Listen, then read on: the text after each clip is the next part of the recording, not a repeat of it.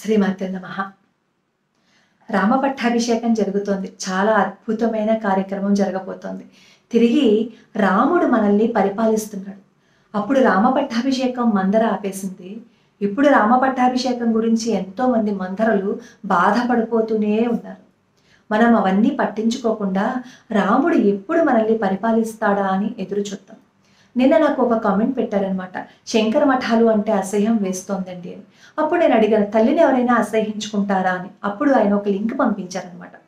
ఆ లింక్లో ఉన్నది ఏంటి అంటే, శంకరాచార్యుల వారు వీళ్ళు ఇలా చేశారు, వాళ్ళు ఇలా చేశారు అంటూ వాళ్ళందరినీ దుయ్యబట్టే కార్యక్రమం అందులో ఉంది. అది చూసిన ఎవరికైనా సరే నిజంగానే ఇలా జరిగింది కదా అని చెప్పి మనం కూడా ఆలోచిస్తాం. అయితే శంకర మఠాలు అలా చేశారు, ఇలా చేశారు అని చెప్పి మాట్లాడుతున్నాం కదా. మరి మనం ఎదురుగుండా జరుగుతున్న అన్యాయాలని ఎన్నిసార్లు ప్రశ్నించాం? మనం మన ఇంటి ఎదురుగుండా జరుగుతున్న అన్యాయాన్ని ఎప్పుడూ ప్రశ్నించలేదు కదా.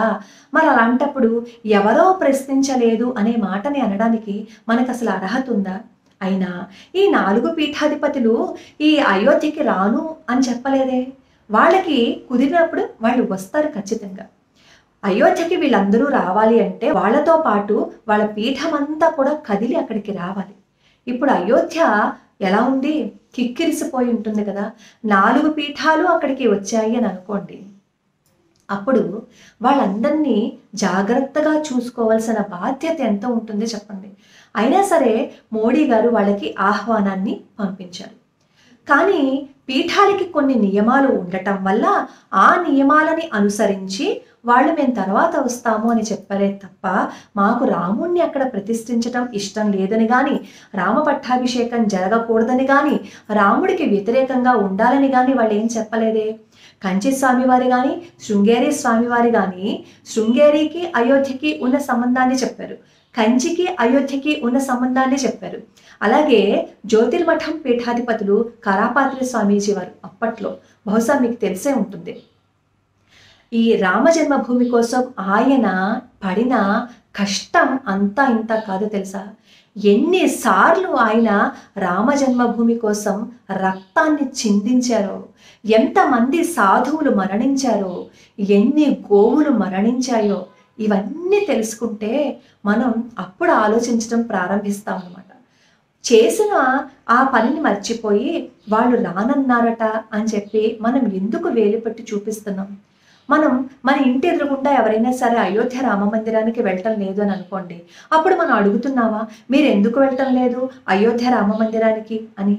అడగట్లేదు కదా. మరి అలాంటప్పుడు వాళ్ళు ఎందుకు రావట్లేదు అని మనం ఎందుకు ప్రశ్నించాలి? అయోధ్య రామ మందిరంలో మన పైసా ఉంది కదా, మన కష్టం ఉంది కదా. రామ మందిరం మన కష్టంతో కదా అక్కడ నిలబడుతోంది. అలాంటప్పుడు ఎవరో రాలేదని, ఎవరో రానన్నారని ఎందుకు మనం రాజకీయం చేయాలి చెప్పండి. పరాయి వాళ్ళు ఏదైనా సరే కట్టడాలు కట్టుకుంటున్నప్పుడు వాళ్ళల్లో వాళ్ళు కలిసి ఉండి వాళ్ళ పని అయిపోయేటట్టుగా చూసుకుంటారు, వాళ్ళలో లోపాలు ఉన్నా సరే. కానీ మన దగ్గరకు వచ్చేసరికి మనం ఏం చేస్తాము అంటే, నిజంగా లోపాలు లేకపోయినా వాటిని సృష్టించి బయటకు తీసి చిలువలు పలువలు చేసేసి దాన్ని ఒక గొడవగా మార్చేస్తాం. ఈరోజు శివయ్య అంటే వారణాసి మనకు వచ్చింది అంటే మోడీ గారి యొక్క కృషి. అలాగే రామ పట్టాభిషేకం జరుగుతోంది అంటే ఎంతో మంది కరసేవల ప్రాణత్యాగం, ఎంతో మంది హిందువుల ప్రాణత్యాగం, మఠాధిపతుల సేవ, మోడీ గారి కృషి, ఇవన్నీ కలిపితే మనకి రాముడు ఈరోజు వస్తున్నాడు. అలాగే రేపు ద్వారక కూడా మనకి వస్తుంది. అలాగే ఎన్నో పుణ్యక్షేత్రాలు మళ్ళీ మన చేతుల్లో పెట్టబోతున్నారు. అలా సంతోషకరమైన దానిని మనం ఆస్వాదించకుండా వాళ్ళు రాలేదు, వీళ్ళు రాలేదు, వీళ్ళు ఇలా ఎందుకు అన్నారు, ఇలా ఎందుకు చేశారు అని మనం ప్రశ్నిస్తున్నాం కదా. మరి ఒక సాధువుని ఎవరైనా కొడితే అడగగలుగుతామా? ఇంకొకరు ఎవరినైనా మనం బాధ పెట్టినప్పుడు ఎందుకు బాధ పెట్టారు వాళ్ళని అని మనం అడగగలుగుతామా? మరి ఏదైనా ఇలాంటి సంఘటనలు జరిగినప్పుడే మనం అడగలేం కదా. పీఠాధిపత్యం అంటే మామూలు విషయమా? ఎన్నింటినో సర్దుకుని సమన్వయపరుచుకుని రావాలి. అసలు వాళ్ళ నియమాలు కానీ వాళ్ళ గురించి కానీ తెలిస్తే వాళ్ళు ఎందుకు రానన్నారు, వాళ్ళు ఎందుచేత మాట్లాడారు అనే ప్రశ్నని మనం వెయ్యం. ఇది ఎందుకు వస్తుంది అంటే మనలో మనకే చీలికలు తెచ్చేయాలన్నమాట. ఎప్పుడైనా సరే కలిసి ఉంటే మనల్ని ఎవరు విడగొట్టలేరు కదా! అందుకని విడగొట్టే ప్రయత్నం జరుగుతుంది. చూడండి, మీకు ఒక చిన్న విషయం చెప్తాను. టిప్పు సుల్తాను ఒక బీదర్ దగ్గర ఒక చిన్న గ్రామాన్ని తను స్వాధీనపరచుకోలేకపోతాడనమాట. ఎందుకంటే ఆ గ్రామంలో ఉన్న వాళ్ళందరూ కలిసికట్టుగా ఉంటారు. కలిసికట్టుగా ఉంటే ఎలాగైనా సరే దాన్ని స్వాధీనం చేసుకోవాలని అనుకుంటాడు. కానీ స్వాధీనం చేసుకోలేడు. ఎందుకంటే అక్కడ నందిని హోల్వాల్కర్ అని ఒక కుండలు చేసుకునే ఒక అద్భుత సౌందర్య రాశి ఉంటుందన్నమాట. ఆవిడ ఏం చేస్తుంది అంటే ఆ ఊళ్ళో వాళ్ళందరికీ కూడా మన హిందూ ధర్మం గురించి చెప్తూ ఎవరిని విడిపోకుండా కలిసికట్టుగా ఉండేటట్టు చేస్తారు. అప్పుడు ఈ టిప్పు సుల్తాన్‌కి అర్థం అవుతుందన్నమాట. ఈ నందిని ఉన్నంతసేపు వాళ్ళని మనం ఏం చేయలేమని. అప్పుడు ఎంత దరిద్ర కొట్టు పన్నాగం పన్నాడో తెలుసా?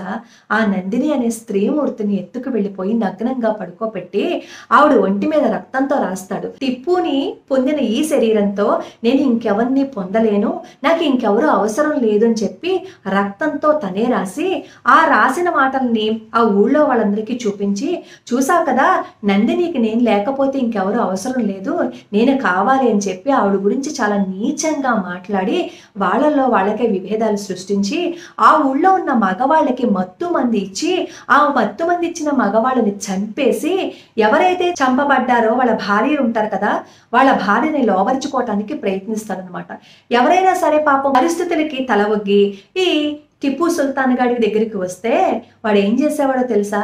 తను అనుభవించి ఆ స్త్రీమూర్తులని తన అనుచరులకి ఇచ్చేసేవాడు.